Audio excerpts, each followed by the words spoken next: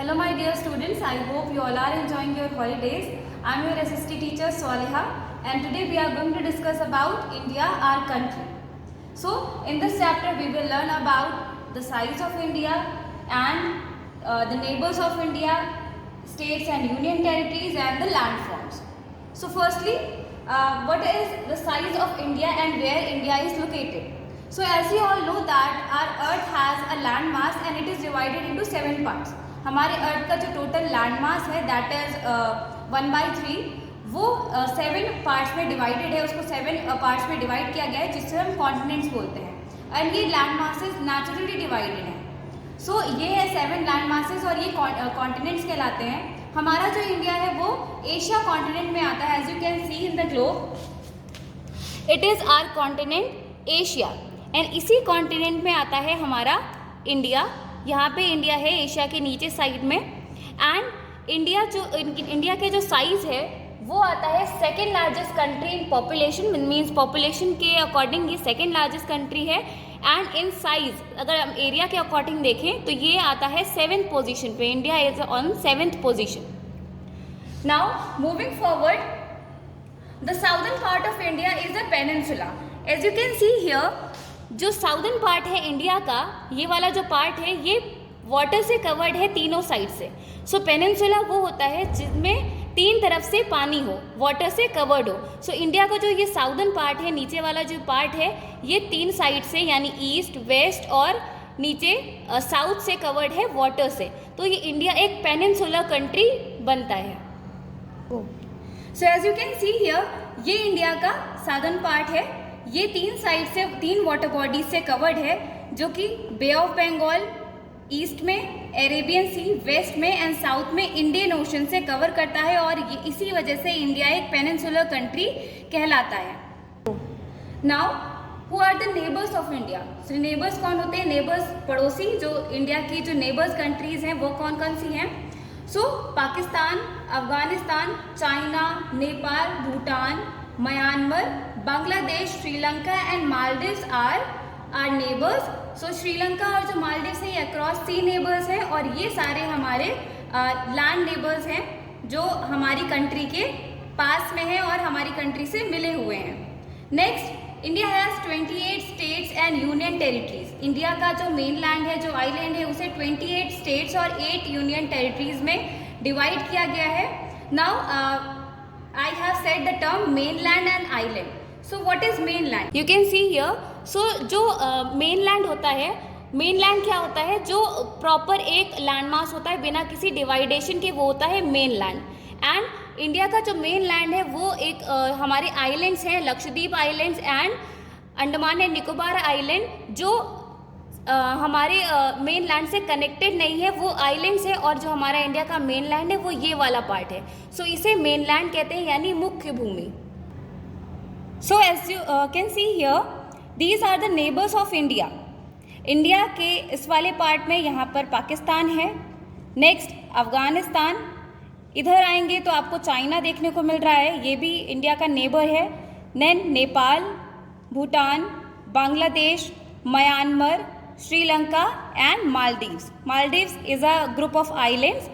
सो ये सारे हमारी नेबरिंग कंट्रीज़ हैं जो इंडिया के पास में हैं और इंडिया का ये है मेन लैंड. ये जो लैंड है ये बिना किसी डिवाइडेशन के ये इंडिया का मेन लैंड है और इंडिया के पास 2 आइलैंड हैं that is Andaman and Nicobar island जो कि ईस्ट में आता है और ये ग्रुप ऑफ आइलैंड है, कई सारे आइलैंड्स का ग्रुप है. एंड जो लक्षद्वीप आइलैंड है वो आता है हमारे वेस्ट में, ये भी कई सारे आइलैंड से मिलकर बना है. It is a group of islands. So now comes toward the capital of the country. So हमारी इंडिया की जो कैपिटल है that is New Delhi.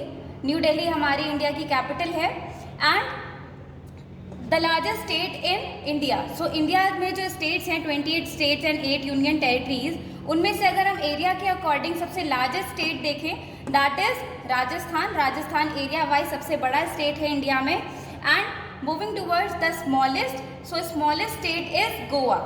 Goa India का सबसे स्मॉलेस्ट स्टेट कहलाता है in according to its area. Now moving towards the land forms of India. So what are land forms? Land यानी भूमि, जमीन, फॉर्म्स यानी उसके प्रकार. तो अलग अलग जगह पे अलग अलग लैंडफॉर्म होते हैं, अलग अलग तरह की ज़मीन होती है, तो उसे डिफरेंट लैंडफॉर्म्स कहते हैं। तो हमारे इंडिया में अलग अलग लैंडफॉर्म्स हैं, for example northern mountains, great Indian desert, southern plateaus, coastal plains and islands. So firstly northern mountains. So now what is mountains? Mountains जो होते हैं वो जो बेस लैंड होता है उससे हाई एल्टीट्यूड पे जो लैंड उभरा हुआ होता है और उसके ऊपर टिप, पीक या समिट होती है, उसे हम कहते हैं माउंटेन। सो हिमालय जो रेंज है, हिमालयन माउंटेन जो रेंज है नॉर्दर्न माउंटेन्स में, ये सबसे हाईएस्ट माउंटेन रेंज कहलाती है और ये नॉर्दर्न पार्ट में नॉर्दर्न माउंटेन्स सिचुएटेड है। Now moving towards northern plains. So northern plains क्या होते हैं? फॉर एग्जांपल जो एक लेवल लैंड होता है, बराबर की जो ज़मीन होती है, उसमें कोई हाई एल्टीट्यूड या लो एल्टीट्यूड पे ज़मीन नहीं होती है, एक लेवल लैंड होता है, लेवल लैंड होता है, वो कहलाता है प्लेन्स। सो हमारे जो नॉर्दर्न प्लेन्स हैं वो हमारा नॉर्दर्न हिमालयाज के सदर्न पार्ट में आता है and it is very fertile.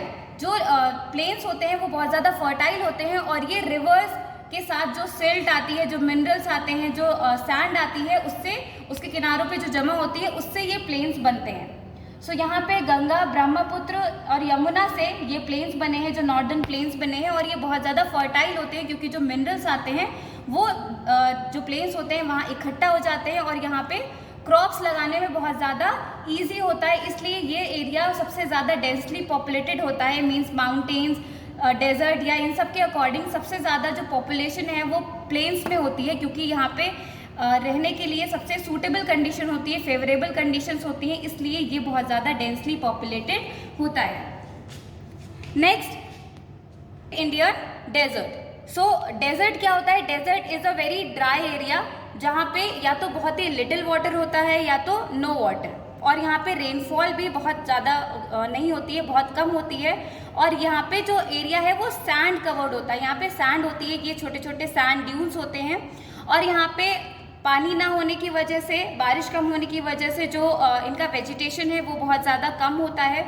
यहाँ पे इतनी ज़्यादा क्रॉप्स नहीं लग पाती हैं, यहाँ का टेम्परेचर भी बहुत ज़्यादा हाई होता है, तो यहाँ पे जो पॉपुलेशन है वो भी बहुत कम होती है। यहाँ पे कुछ स्पेशल प्लांट्स निकलते हैं, फॉर एग्जाम्पल कैक्टस, और यहाँ पे जो एनिमल होता है वो होता है कैमल, जो अपने हम्प में अपना फूड और वाटर स्टोर करके काफ़ी दिन तक रह सकता है, जिसे शिप ऑफ द डेजर्ट भी कहते हैं। So these are great Indian deserts.